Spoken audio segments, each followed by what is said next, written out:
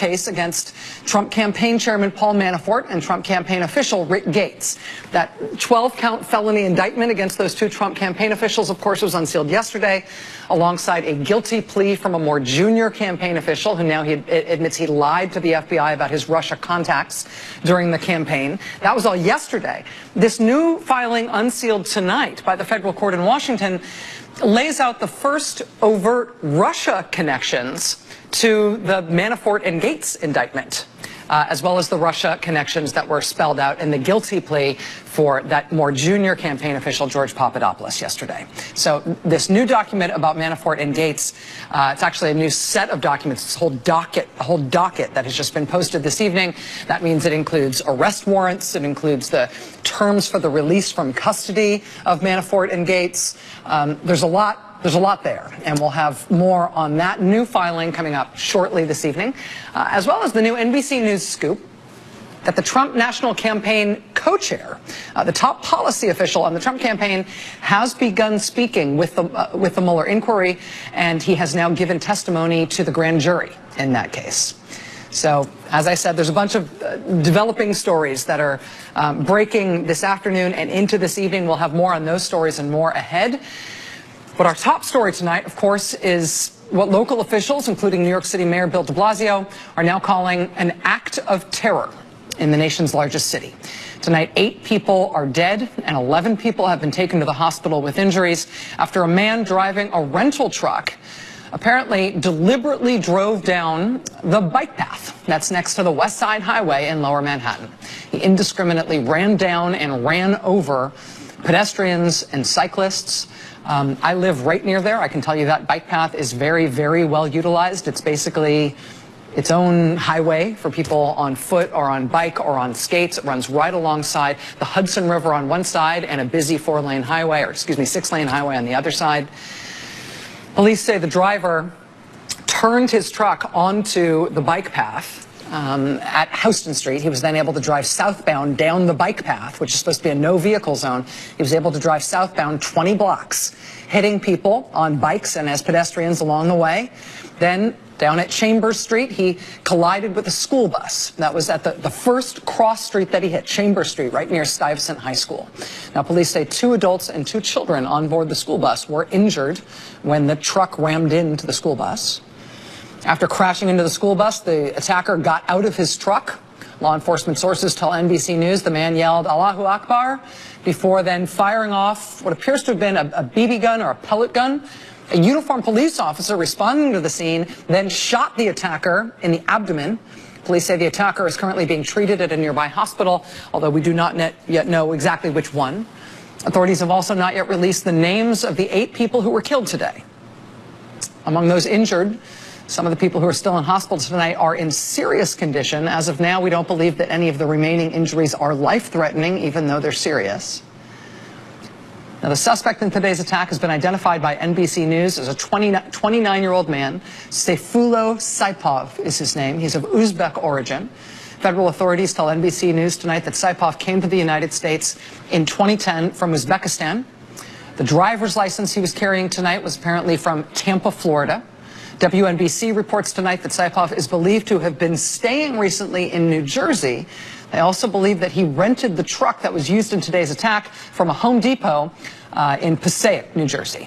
NBC News reports that the suspect rented that truck at around 2 p.m. today and then drove straight to Manhattan to carry out the attack. The attack happened just past 3 p.m.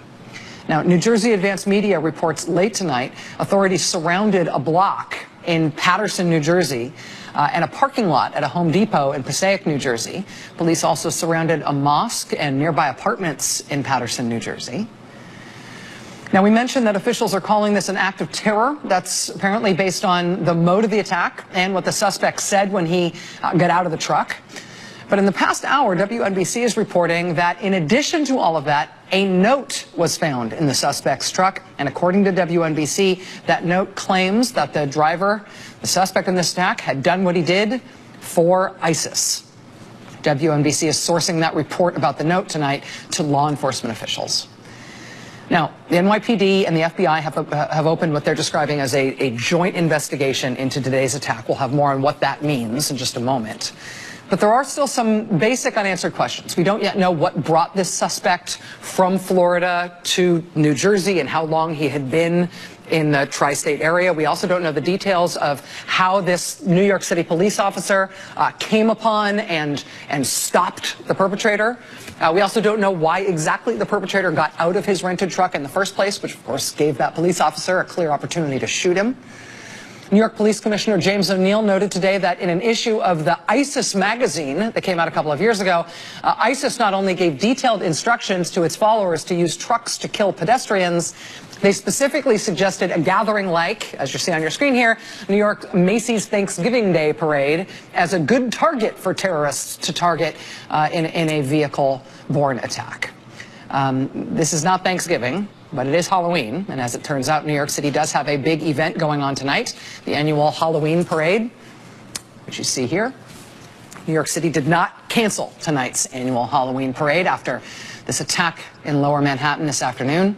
But New York City's mayor and New York's governor, Andrew Cuomo, announced that revelers at the Halloween party tonight should expect an increased police presence, not just at the parade, but around the city as a precaution. Joining us now from Lower Manhattan is NBC News correspondent Kristen Dahlgren, who's going to be covering this report, this story all day. Kristen, thanks very much for joining us. Appreciate your time tonight.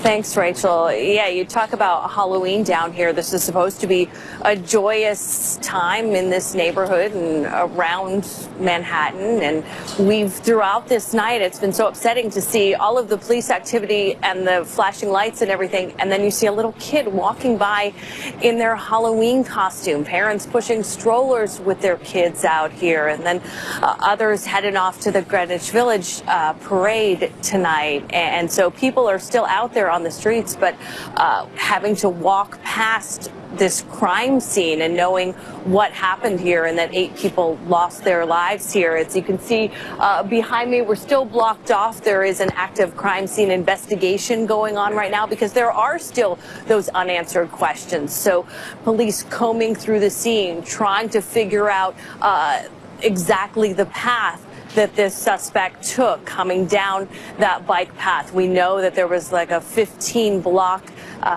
area along the path that he came down, leaving victims all along the way until he ultimately crashed and got out of that rented truck and began trying to run and evade police.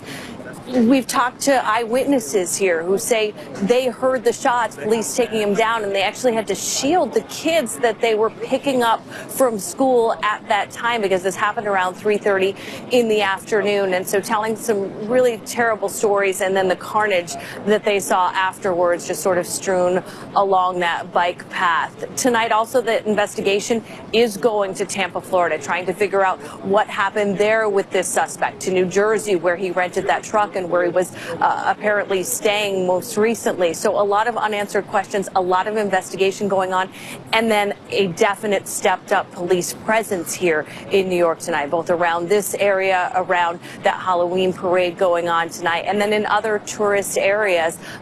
Police and authorities say they are going to be very visible tonight, Rachel. Kristen, one question for you about that response. We've obviously heard that it was a uniformed New York police officer who was able to confront and shoot the suspect, which appears to have stopped the attack once he was out of the truck.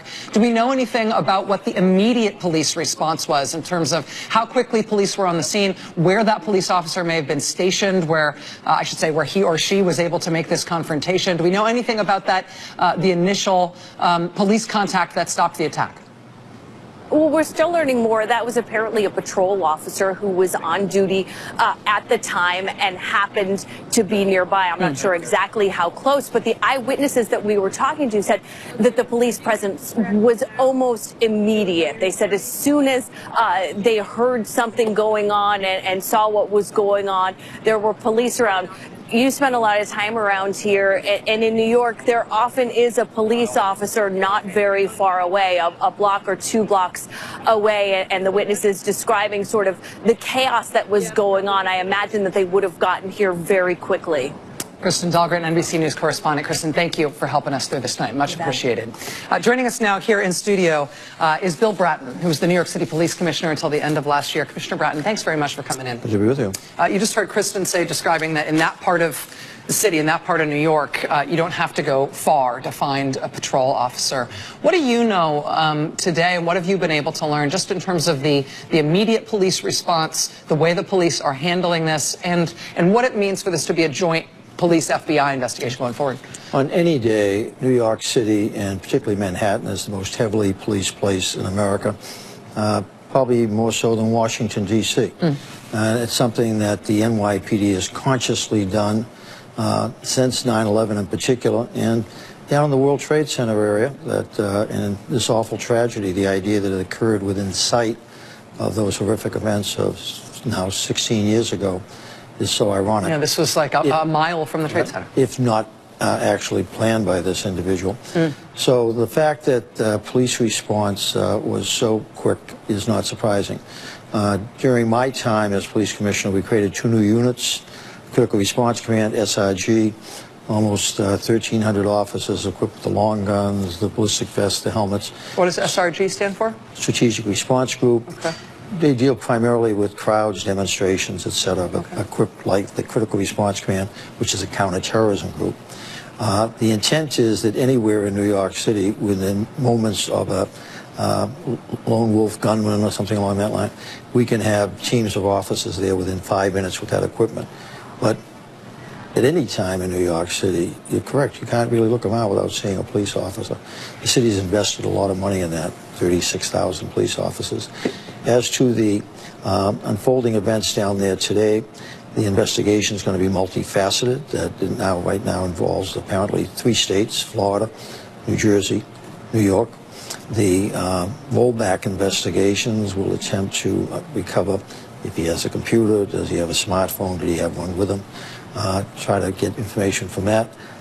Several news sources, including the local news station here in New York, Channel 4, are reporting a note or notes were recovered at the scene indicating some type of allegiance to ISIS, which would be critical in the investigation because so many of these things are inspired by, enabled by, or directed by. Those are the 3 terms. This one, at a minimum, would appear to have been inspired by, if not enabled by. The investigation will also seek to determine, does anybody else know about this? Is anybody else involved in the planning? And that's critical to try very early on to see are there other threats we need to be mindful of, particularly with the 500,000 people that are down there watching that Halloween parade within literally 300 yards of where this event occurred. What do you make of the decision to go ahead with that event tonight? Again, I'm somebody who lives in that part of the city, so I know how big and how celebratory and how edgy that event can be, and I mean it in a positive way. But to go ahead with that, I sort of feel like the spirit of New York is that you press ahead with things like that no matter what happens. But the city did have to make a decision. It's the right thing to do. Boston strong after the marathon. New York resilient and undaunted all the time since 9/11. Resilient after every one of these incidents, and there's been over 24 attempted efforts here in New York. Times Square attempted bombing and others. And also Jimmy O'Neill, his first day as commissioner succeeding me, had the bombing incident down at 23rd Street. Right. And the bomber just convicted in that case. Yeah. That's correct. And now 13 months later, the pace of these attacks is increasing also, which is of concern. Because the NYPD is so big and so capable and such a multifaceted force, it makes you ask different questions about the way they work than it would be in a smaller locality. And I asked specifically about working with the FBI. When the NYPD and the FBI work together, is there a force multiplier effect between those 2 organizations that they get done more together than they could separately? Or could the NYPD handle this on their own? One of the things I take great pride in during my time as commissioner, now continuing Jimmy, you're not going to find a law enforcement agency that does not say it works seamlessly with the NYPD. That was not always the case. On these issues, it is critically important that you have what you saw tonight, the news conference. There's Bill Sweeney from the FBI, there's Jimmy O'Neill, Joint Terrorism Task Force. They'll quickly determine whether this is to be led by the FBI, led by the NYPD, but no matter who's leading, everybody is working well together. And that is a force multiplier because the FBI has the capability to reach down to Florida, to reach out to New Jersey. NYPD has the capability with 14 detectives, a program initiated by my predecessor, Ray Kelly, 14 detectives overseas who would be instantly notified of this type of incident, asking, do you have information that might relate to this, but also giving information to our allies overseas about what we know at this time. Preliminary, but trying to exchange as much information as possible. Yeah, New York City is